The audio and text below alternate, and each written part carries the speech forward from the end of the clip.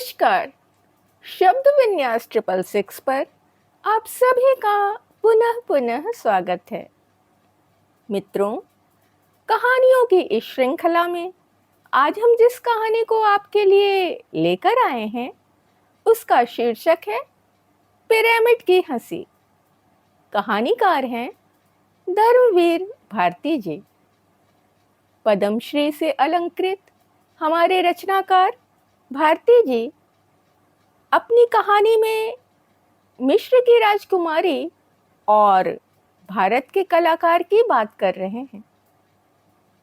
तो सुनना प्रारंभ करें। पहले कलाकार का राजकुमारी ने स्वागत किया। वह आया, उसने छेनी उठाई। राजकुमारी ने मुख का आवरण उलट दिया। बादल के हटने पर सुनहली धूप छिटक गई। कलाकार सिहर उठा। राजकुमारी मुस्कुरा पड़ी। वह निष्प्रभ हो गया। उसकी छेनी लक्ष्य भ्रष्ट हो गई। राजकुमारी हंस पड़ी। कलाकार हार गया। दूसरा आया, तीसरा आया। वर्षों बीत गए। मीलों तक धरती प्रस्तर खंडों से ढक गई। राजकुमारी प्रत्येक की हार पर मुस्कुराती, जलपात्र में अपने रूप की प्रतिछाया देखती, बिखरी हुई अलके संभालती, भाल के स्वेद बिंदु पोंछती और सदर्प अपने सिंहासन पर आकर बैठ जाती। और एक दिन प्रतिहारी ने सूचना दी, भारत से एक कलाकार आया है, आने दो। राजकुमारी बोली। कलाकार ने प्रवेश किया। भौरों सी काली लहराती हुई अलकों पर असावधानी से रखा हुआ ऊष्णीश, भूमि तक झूमता हुआ नीला रेशमी उत्तरीय, चुना हुआ पीत अधोवस्त्र और सावधानी से बंधा हुआ अरुण कटी वस्त्र, आम की फाक की भांति आकर्षक, विशाल, भोले नयन और सारंग सी मतवाली चाल। वह आगे बढ़ा और एक लिपटा हुआ अर्ध शुष्क कमल पत्र राजकुमारी के चरणों के समीप रख दिया। राजकुमारी ने उठाया। उसके बूंदों में पराग घोलकर मृणाल की तुलिका से राजकुमारी का एक रेखा चित्र बनाया गया था। आड़ी तिरछी उलझी हुई रेखाएं, जिनमें उसके रूप की तो केवल झलक थी, लेकिन उन रेखाओं की हर एक वक्रता में राजकुमारी का दर्प बल खाकर इठला उठता था। राजकुमारी का गर्व हर अभाव में मुस्कुरा उठता था। वह राजकुमारी का चित्र नहीं, भाव छाया थी। राजकुमारी ने देखा और वह मुस्कुरा पड़ी। यह तो भाव छाया है। क्या तुम यथार्थ प्रतिमा का निर्माण कर सकोगे युवक? क्या तुम भारत से आवश्यक प्रस्तर खंड लाए हो? क्या मूर्ति के लिए पत्थर? विवशता थी राजकुमारी। भारत में पत्थर है ही कहाँ।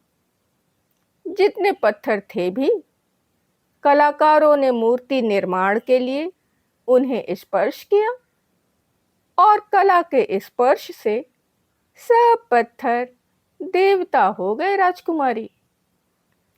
राजकुमारी मुस्कुराई। ओह, तुम तो शिल्पी ही नहीं, कवि भी हो, लेकिन कला का गुणगान मेरे सम्मुख कर रहे हो। मैं, जिसके एक भ्रूभंग से आहत होकर कितने युवक कवि बन गए हैं, जिसकी छवि की एक झलक का अंकन करने में कितने कलाकार असफल होकर चले गए, और जिनके अवशिष्ट पत्थरों से मिस्र की धरती ढक गई है।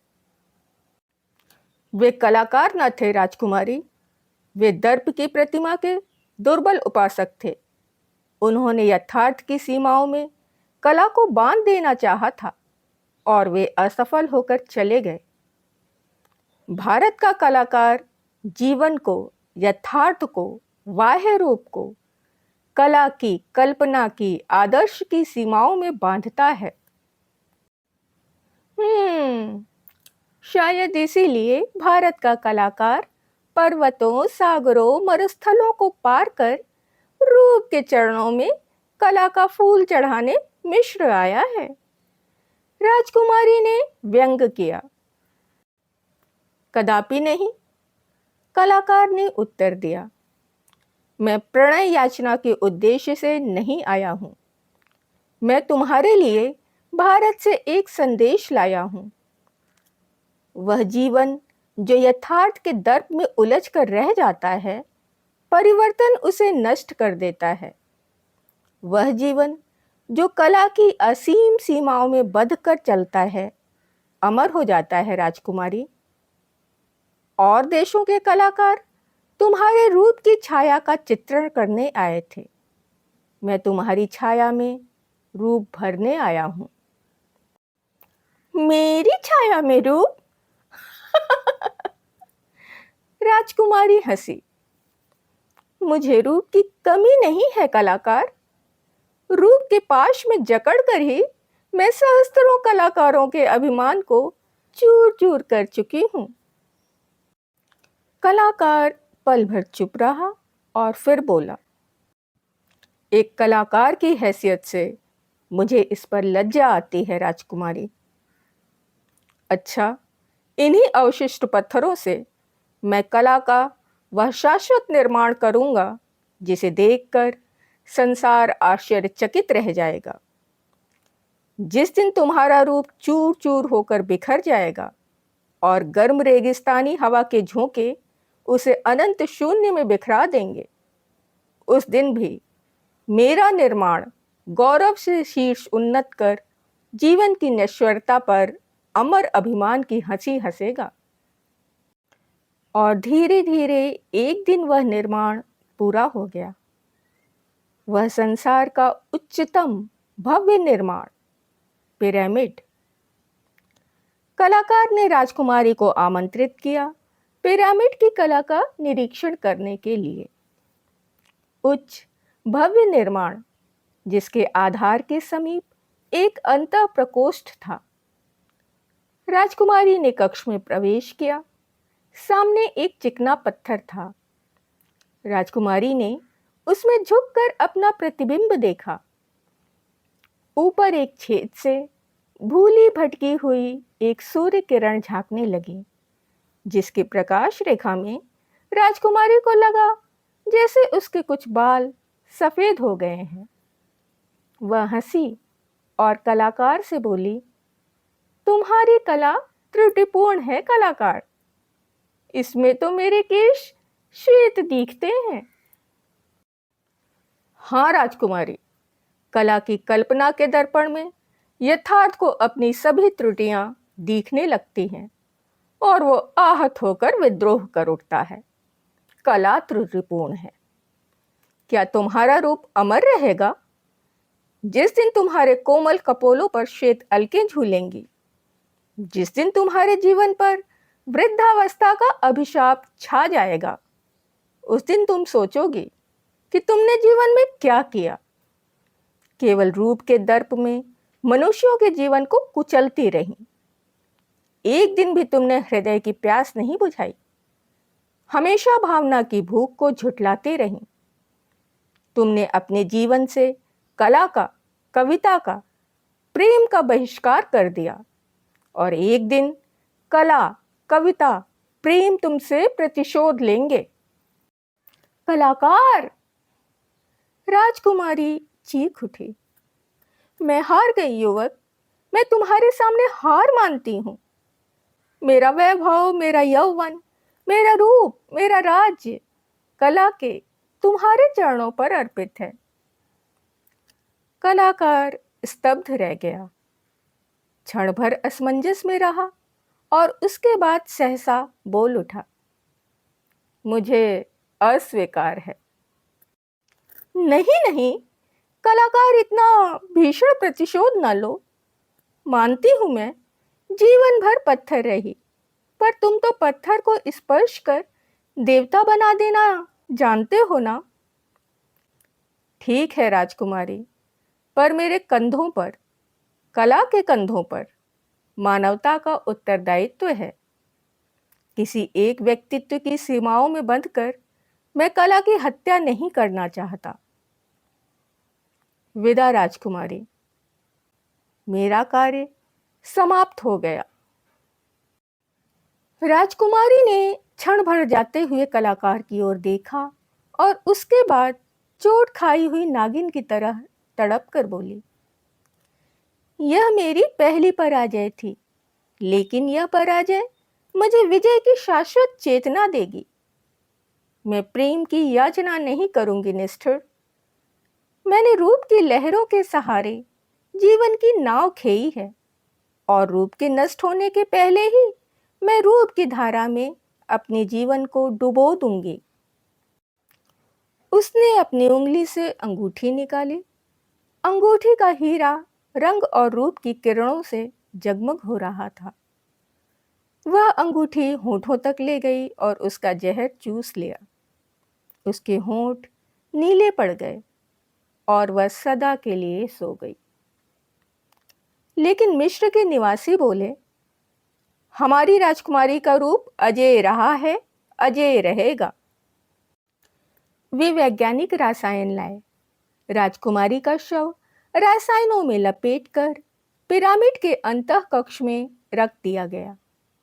वे बोले, जब तक कला के इस विशिष्ट निर्माण पिरामिड का अस्तित्व रहेगा, तब तक हमारी राजकुमारी का रूप भी शेष रहेगा।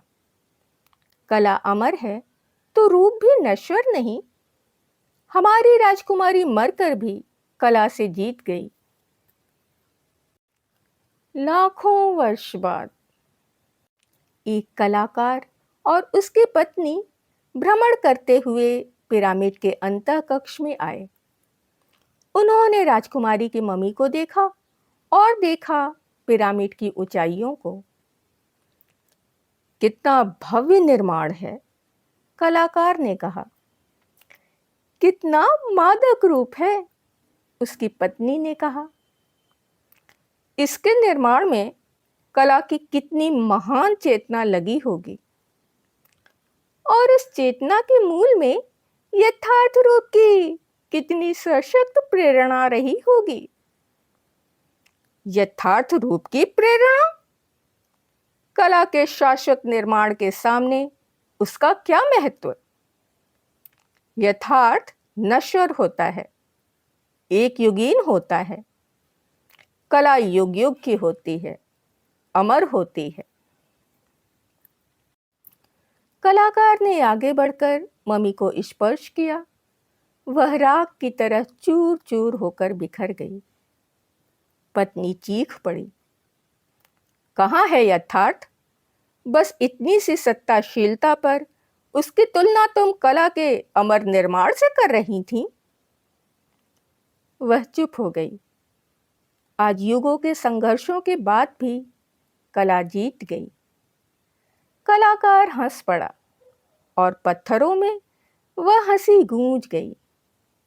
कला का शाश्वत निर्माण पिरामिड प्रतिध्वनि दोहराते हुए हंस पड़ा अपनी विजय के गौरव पर। अभी आपने सुना धर्मवीर भारती जी की कहानी पिरामिड की हंसी। कहानी आपको कैसी लगी? कमेंट्स के जरिए हमें अवश्य बताएं। अपनी पसंदीदा कहानी सुनने के लिए कहानी का शीर्षक भी कमेंट्स में हमें भेज सकते हैं। पसंद आने पर लाइक करें, मित्रों और परिवारजनों में शेयर करें, और नए सदस्य जो भी हैं वो चैनल को सब्सक्राइब कर लें, जिससे कोई भी नई कहानी आप तक तुरंत पहुंच सके। अभी के लिए विदा। शुक्रिया।